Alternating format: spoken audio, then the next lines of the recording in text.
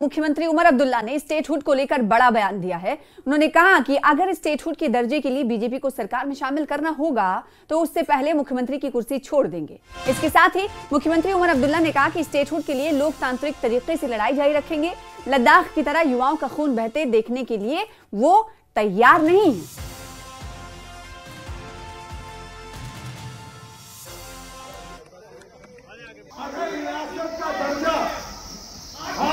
अगर रियासत का दर्जा हासिल करने के लिए बीजेपी को हुकूमत में शामिल करना जरूरी है तो मेहरबानी करके मेरा इस्तीफा आप लोग कबूल कर लीजिए और यहाँ किसी और एमएलए को आप वजीर आला बना के बीजेपी के साथ हुकूमत बनाओ। मैं बनाने के लिए तैयार नहीं हूं। मुझे जम्मू कश्मीर को दोबारा रियासत देखने के लिए इंतजार करना पड़े, मैं करूंगा। क्या आप सड़कों में उतर के एहतजाज क्यों नहीं करते हो? मेरा जवाब उनको यही है कि जाओ लद्दाख के हालात देखो।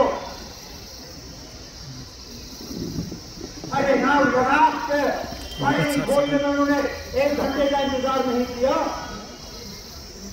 यहां तो 10 मिनट इंतजार नहीं करेंगे। कितने नौजवानों का खून यहां बहते हुए देखना चाहते हो? मैं कम से कम उस चीज के लिए तैयार नहीं हूं। हम लड़ेंगे, जमहूरी तरीकों से लड़ेंगे, पुराने तरीकों से लड़ेंगे, आईन और कानून